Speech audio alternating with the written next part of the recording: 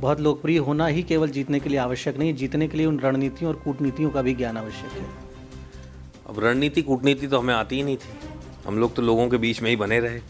लेकिन लोगों का इतना प्यार मिला, पहले चुनाव में 82,000 वोट मिल गया, ये कोई कम नहीं है। कितने लोग तो 60-70 हज़ार पे विधायक बन गए थे, उसी चुनाव में बन गए थे। थोड़ा फेवर करते हैं आप अधिकारियों को। अधिकारी को ऑब्वियसली फेवर करेंगे, मेरे पूरे परिवार में सब अधिकारी ही हैं। मेरे पिताजी, मेरे दो चाचा, दो चाचा, एक ताऊ जी, मेरे जीजा जी, सब लेकिन अब राजनीति में तो आपने संकल्प लिया ना कि जनता का पक्ष पहले लेना है। मोदी जी बाकी तो प्रधानमंत्री हैं। कुछ ऐसा बताइए जो जिससे आप प्रभावित हुए हो, जिसने उनकी कोई ऐसी बात, उनके व्यक्तित्व में, प्राइम मिनिस्टर हैं और 2 बार लगातार प्राइम मिनिस्टर बने, नोटबंदी के बाद फिर जीत गए चुनाव, तो कुछ तो ऐसा होगा जिसकी आपने कभी मन से तारीफ की होगी। हालांकि आपके लिए कहना मुश्किल है, आप कांग्रेस पार्टी के लिए काम कर रहे हैं, फिर भी एक अदर नॉन पॉलिटिकल व्यू आपका कि देश के प्रधानमंत्री में ऐसा क्या है जो कभी जिसकी तारीफ करने का मन करता हो। जैसा मैंने बताया, जो उनके भाषण हैं वो लोगों को एकदम कन्वर्ट कर देते हैं।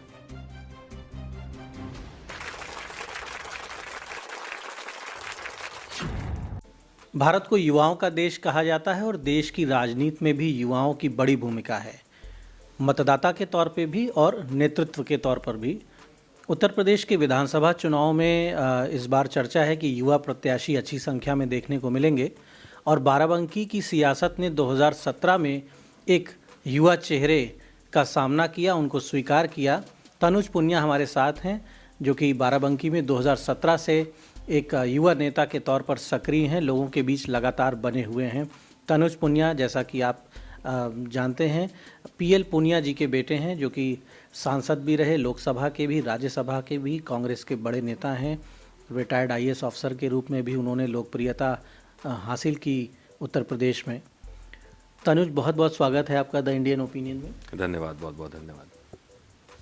तनुज एक सौम्य नेता हैं और बहुत ही विनम्र हैं, लोगों में लगातार बने हुए हैं। विरोधी कहते हैं कि कई चुनाव हार चुके हैं, लेकिन इनका कॉन्फिडेंस इनके साथ है और जब भी ये क्षेत्र में जाते हैं तो कहीं भी ऐसी कोई निराशा या ऐसी कोई कुंठा या देर रात तक कार्यकर्ताओं से फ़ोन पर बात करते रहने के बावजूद कभी इनके व्यवहार पर इन बातों का असर नहीं पड़ता है।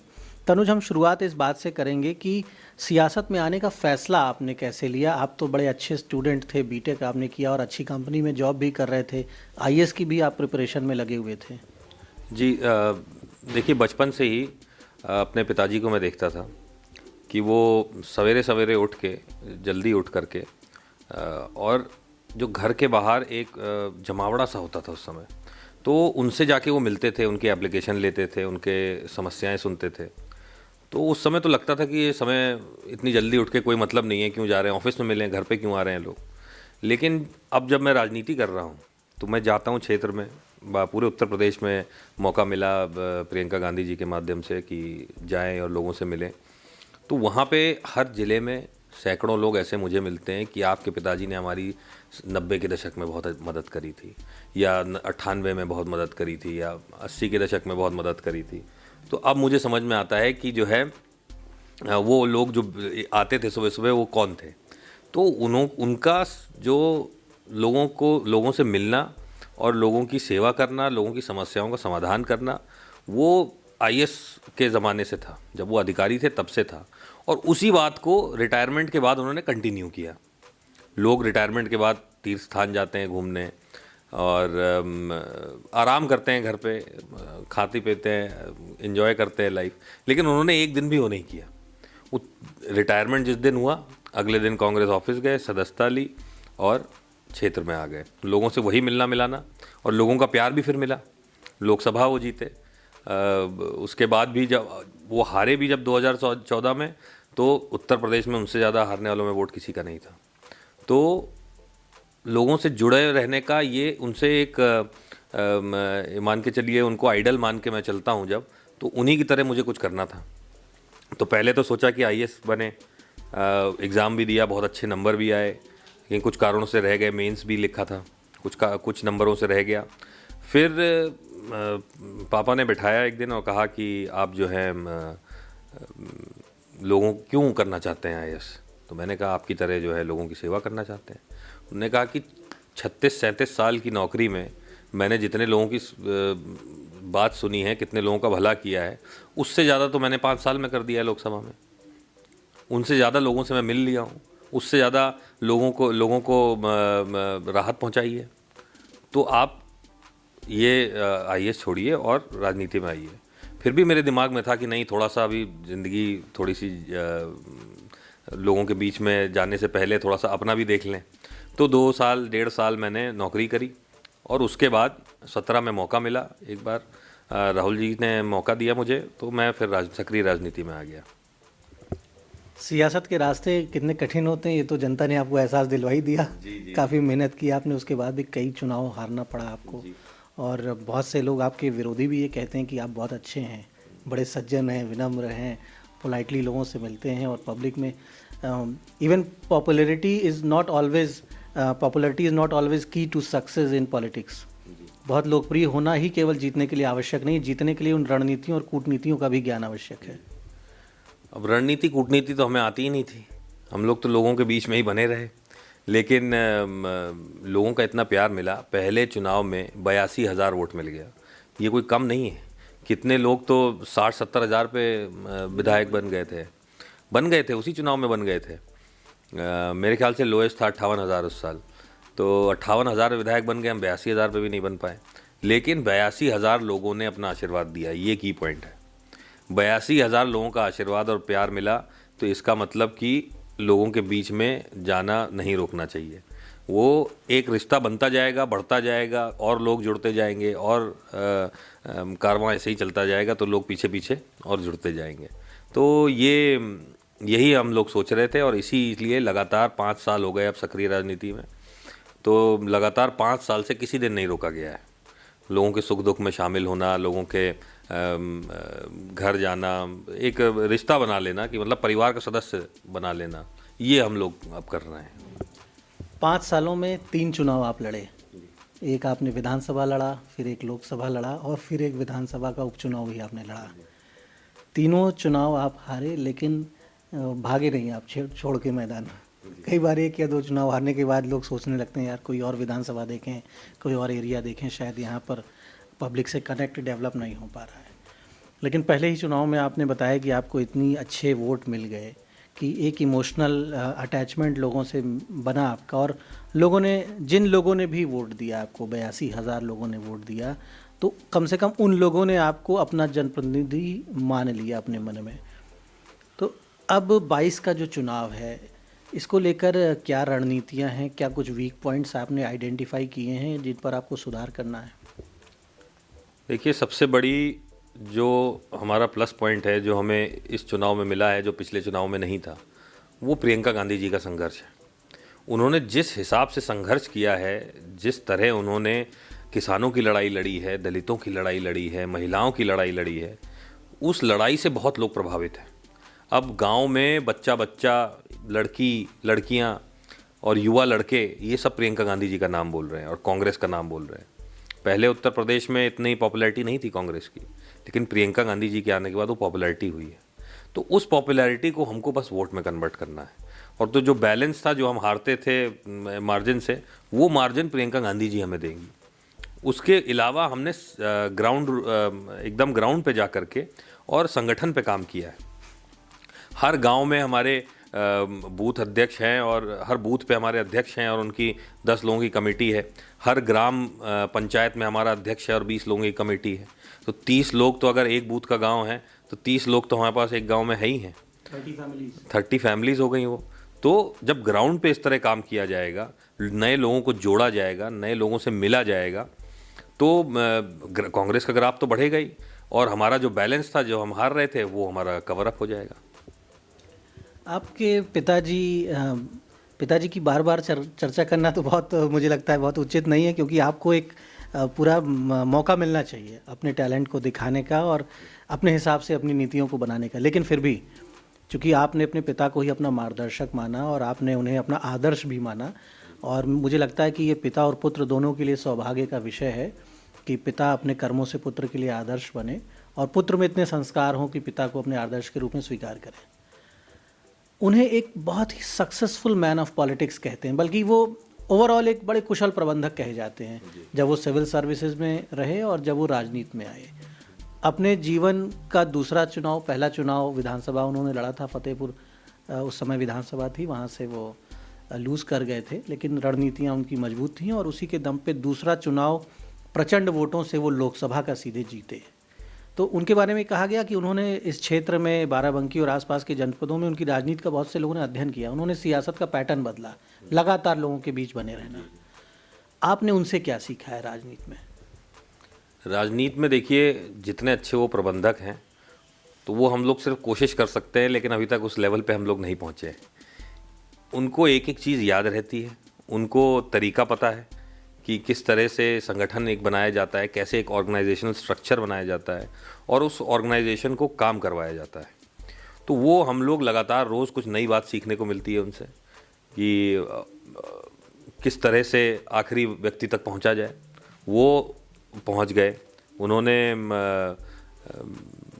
हर गांव, हर पूर्वे तक पहुंचे, नए कार्यकर्ता बनाए। कांग्रेस के कार्यकर्ता ज़्यादा थे नहीं यहाँ पे।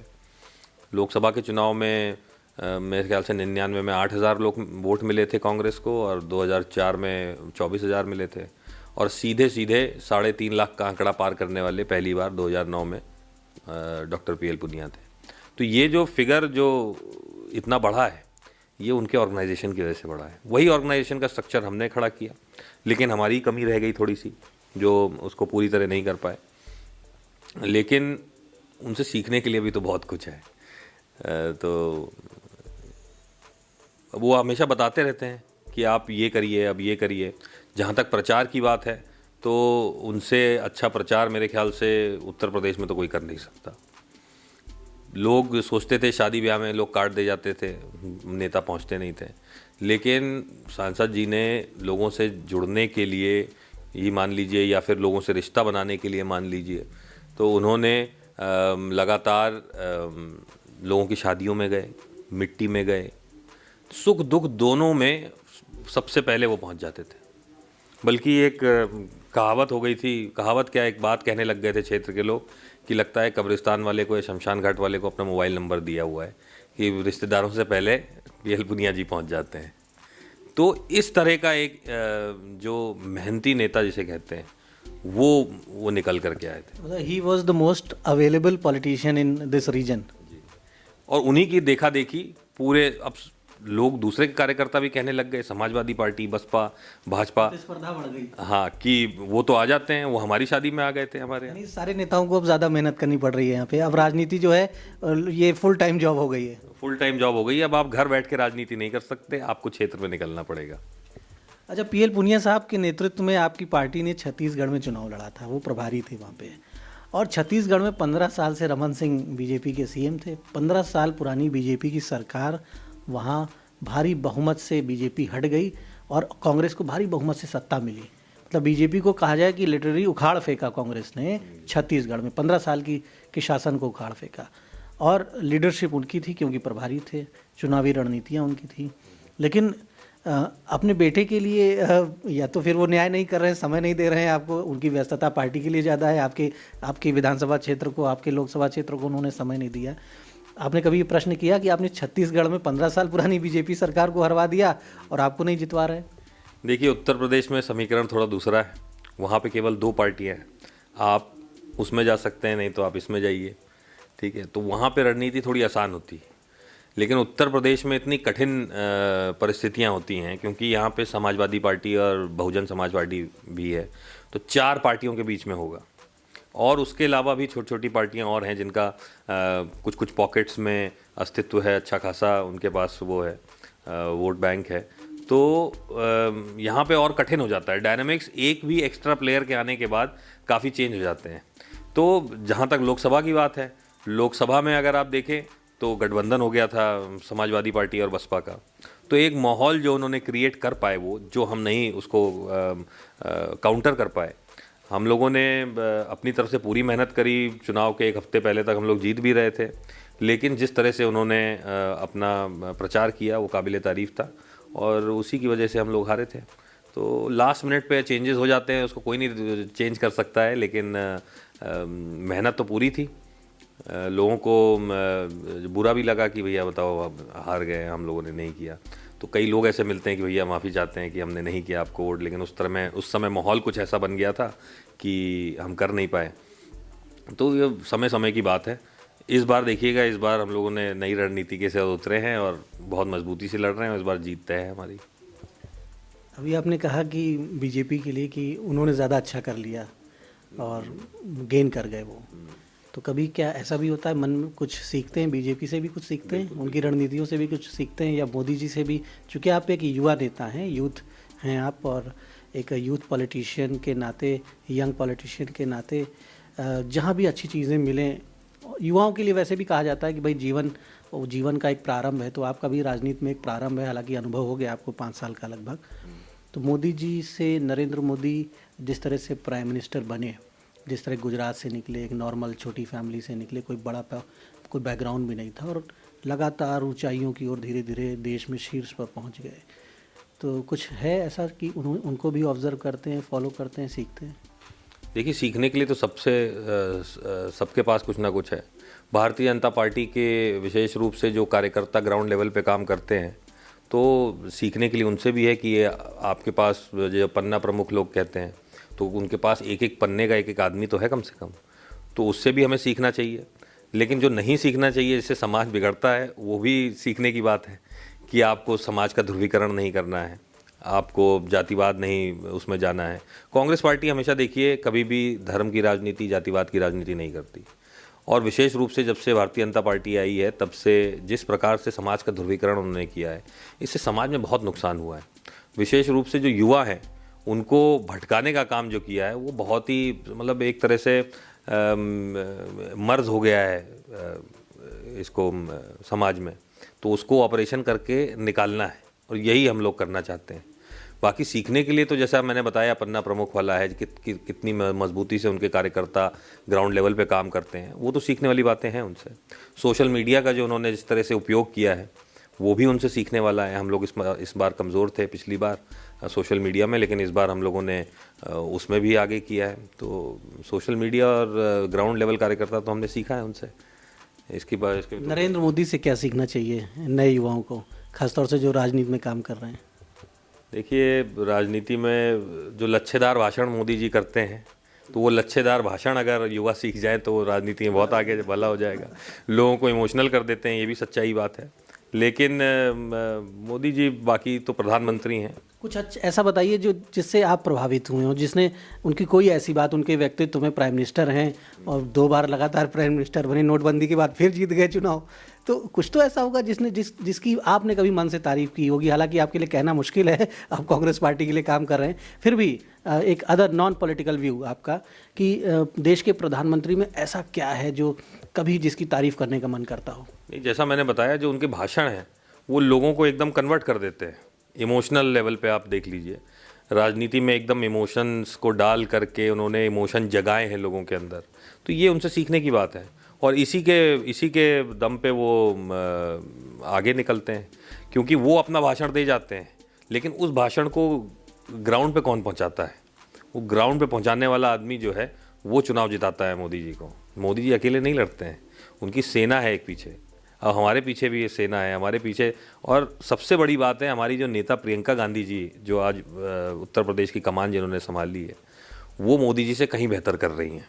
मतलब चाहे लड़ने की बात हो, चाहे प्रशासन से लड़ने की बात हो, चाहे पुलिस से लड़ने की बात हो, या किसी की आवाज़ उठाने की बात हो, सबसे आगे आज प्रियंका गांधी जी हैं। अच्छा, बाराबंकी में पहली बार जो आपके ओपोनेंट थे वो अब सांसद हो गए हैं, उपेंद्र जी। उसके बाद समाजवादी पार्टी को वो सीट मिल गई। उपेंद्र रावत बतौर विधायक और बतौर सांसद, और उसके बाद गौरव रावत जो विधायक हैं, इन दोनों लोगों की राजनीति और इनकी व्यक्तिगत नीति, इनका व्यवहार क्षेत्र में कैसा है? कैसा फीडबैक आपको मिलता है वर्कर्स से? देखिए, व्यवहार के बारे में तो मैं ज़्यादा जानता नहीं, जब जितना मैं मिला हूँ उतने में व्यवहार में तो ठीक है, अच्छे हैं, लेकिन जहाँ तक क्षेत्र का विकास है वो दोनों उसमें फेल माने जाएंगे, क्योंकि बहुत सारी ऐसी समस्याएं हैं क्षेत्र की, हर गांव की अलग अलग समस्या है। किसी में नहर का पानी नहीं आता, किसी में रोड खराब है, किसी में बंदर की एमपी की बात कर लें, अब तो वो विधायक थे, अब एमपी हैं, बड़े बड़े क्षेत्र के एमपी हैं। एक उपेंद्र रावत पहले विधायक के रूप में और सांसद के रूप में कितना सफल रहे क्षेत्र में? नहीं, देखिए, सफल तो नहीं रहे हैं। जितना विकास होना चाहिए था क्षेत्र का, जितना डॉक्टर पीएल पुनिया जी ने करा दिया है इस क्षेत्र में विकास, उसका तो 1% भी नहीं करा पाए। इतनी सारी समस्याएं देखने को मिलती हैं। अभी भी चर्चा हो रही थी, रोड आपकी जैदपुर से लेकर और चिन्हट तक इतनी ख़राब रोड है, और ऐसी एकलौती रोड नहीं है, ऐसी बहुत सारी रोड हैं जो ख़राब है। आपके जैदपुर विधानसभा की बात ले लीजिए तो एक गांव ऐसा है जहां पे बंदरों का बहुत प्रकोप है। कपड़े फाड़ देते हैं, हमला कर देते हैं। सबसे उन्होंने कहा है ये बात, लेकिन किसी ने आज तक निजात नहीं दिलाया। उनकी एक ही डिमांड थी कि भैया इन बंदरों से निजात दिला दो, हम आपके साथ खड़े हैं। तो ये सब बातें पता होनी चाहिए सांसद को, लेकिन जब वो निकलेंगे या विधायक जी निकलेंगे, जाएंगे गांव में, समस्या पूछेंगे, तभी पता चलेगी ना बात। तो एक कनेक्ट जो पब्लिक से होना चाहिए एक जनप्रतिनिधि का। अच्छा, गौरव रावत उपेंद्र से कुछ बेहतर हैं या उनकी भी स्थिति वही है? नहीं, सेम है। दोनों ने क्षेत्र की समस्याओं पे बिल्कुल ध्यान नहीं दिया है, नहीं तो आज हालात कुछ और होते। अरे हर बार जब सिंचाई का सीज़न आता है तो नहरों की सफाई के लिए उनके पास ना जा कर के मेरे पास आते हैं। मैंने कई जगह नहरों को सफाई कराई है, बात करके सफाई कराई है कि पानी तो कम से कम पहुंच जाए। खाद की जब समस्या हुई थी तो कोई घर से नहीं निकला, किसी ने किसी से बात नहीं की। हम लोगों ने धरना दिया, हम लोगों ने ज्ञापन दिया, खाद केंद्र पे भी गए। तो जो उन लोग को करना चाहिए, अरे कुछ नहीं तो कम से कम इंस्पेक्शन कर लें। आप जनप्रतिनिधि हैं, आपका हक बनता है कि आप जाके वहाँ इंस्पेक्शन करें खाद केंद्र की। नहर में पानी क्यों नहीं आ रहा है, जवाबदेही मांगें। लेकिन ये सब नहीं करते हैं। तो जब तक खुद से अंदर से कुछ करने की इच्छा नहीं होगी, तब तक तो जैसा चल रहा है वैसा चलता रहेगा। लोग पहले भी जी रहे थे, बाद में भी जिएंगे। अच्छा, आपके फादर आईएएस ऑफिसर रहे और लंबे समय तक आपने उनकी कार्यशैली भी देखी। आप जब राजनीति में आ गए, आपने पहले तो आईएएस बनने का फैसला किया था, लेकिन पिताजी के समझाने पर आप पॉलिटिक्स में आ गए। आप क्या देख पा रहे हैं जो ये ब्यूरोक्रेसी है, आईएएस आईपीएस ऑफिसर्स हैं जो, वो कितना अपना धर्म निभा रहे हैं, अपना फ़र्ज़ निभा रहे हैं? क्योंकि आप बात करते होगे, कई बार आप डिस्ट्रिक्ट मजिस्ट्रेट से कहते होगे कि साहब देखिए नहरों में पानी नहीं है। ये जो बेसिक काम तो होना ही चाहिए, होते रहना चाहिए। ये तो रूटीन वर्क में इतने सारे विभाग, इतना एक सुनियोजित सेटअप है हमारे देश में। हर काम के लिए एक विभाग है, फिर उसकी निगरानी के लिए कई स्तरों पर अधिकारी और कर्मचारी हैं। पॉलिटिशियंस को इतना इंटरफेयर करना पड़ता है, पुल करना पड़ता है, पैरवी करनी पड़ती है, ऐसा क्यों है? और आप क्या मानते हैं कि हमारी ब्यूरोक्रेसी की विफलता है ये? देखिए, ब्यूरोक्रेसी बहुत ही लिमिटेड है। जितने कार्यालय हैं उसमें लिमिटेड अफसर हैं, वो हर जगह नहीं पहुंच सकते। और ऑब्वियसली थोड़ा सा रेड टेप भी है, ब्यूरोक्रेटिक बिहेवियर भी है, जिससे लोग डरते हैं जाने से, तो अपनी समस्याएं बता नहीं पाते। लेकिन एक जनप्रतिनिधि को बीच में रहना पड़ता है, जनता के बीच में रहना पड़ता है, गांव-गांव जाना पड़ता है। वहाँ पे अगर वो जा करके समस्या सुने लोगों की, तो वो काम करवा सकता है। और प्रशासन को सुनना भी चाहिए वो बातें, क्योंकि वो उन्हीं के चुने हुए लोग हैं। उनके लोग हर गांव में हैं, हर पूर्वे में। एक छोटे छोटे से टोले भी अगर होगा, उसमें एक आदमी ज़रूर होगा जो एक किसी न किसी राजनीतिक दल से वास्ता रखता होगा, जिसका सीधे संपर्क होगा जनप्रतिनिधि से।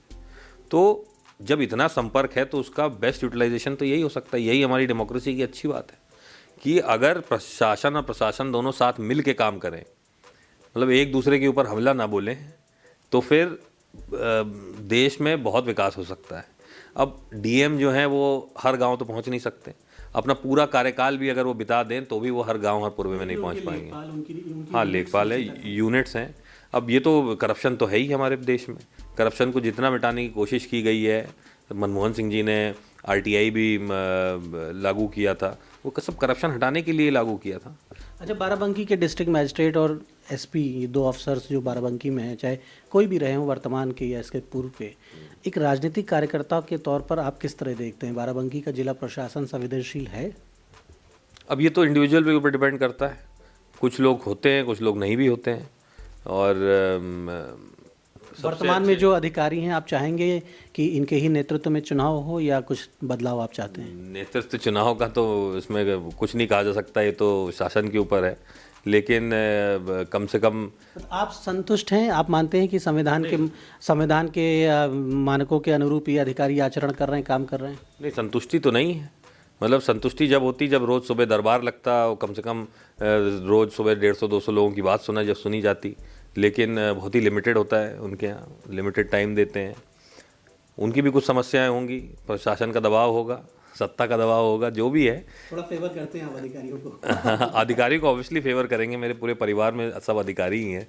मेरे पिताजी, मेरे दो चाचा, दो चाचा, एक ताऊ जी, मेरे जीजा जी, सब लेकिन अब राजनीति में तो आपने संकल्प लिया ना कि जनता का पक्ष पहले लेना है। पहले जनता का पक्ष ही लेते हैं। कितनी बार हमने धरना दिया है, कितनी बार हमने ज्ञापन दिया है, कितनी बार घेराव किया है हम लोगों ने। तो बल्कि खुद सांसद जी ने जैतपुर थाने में धरना दिया था ज़मीन पर बैठ करके 300-400 लोगों को लेकर। तो अब हमारा काम तो अब अधिकारी वाला नहीं रह गया, लेकिन काम इन दी एंड अधिकारी ही कराएगा। तो अधिकारी से काम कराना, काम लेना भी हमारा ही काम है। तो पीएल पुनिया जी के सुपुत्र और बाराबंकी के युवा नेता और जनता के बीच उम्मीदवार तनुज पुनिया से हमने उनके जीवन के विभिन्न पहलुओं पर बात की और राजनीति पे चर्चा हुई, सभी विषयों पर चर्चा हुई। और निश्चित तौर पर मतदाताओं के सामने वो एक विकल्प के रूप में उपस्थित हैं और मतदाताओं को निर्णय समझदारी से लेना चाहिए अपने विकास के लिए, क्षेत्र के विकास के लिए, प्रदेश और देश के विकास के लिए। और 2022 का चुनाव महत्वपूर्ण होने वाला है बहुत लोगों के लिए। तनुज पुनिया का दावा है कि इस बार सारे वीक पॉइंट्स पर 3 चुनावों को हारने के बाद भी मनोबल ऊंचा है, चेहरे पर मुस्कुराहट है उनके, और सारे उन कमज़ोर पॉइंट्स पर इन्होंने मजबूती से काम किया है, कीलें ज़बरदस्त ठोकी हैं और भरोसा है कि जनता इस बार विधानसभा ज़रूर भेजेगी। द इंडियन ओपिनियन के लिए बाराबंकी से दीपक मिश्रा।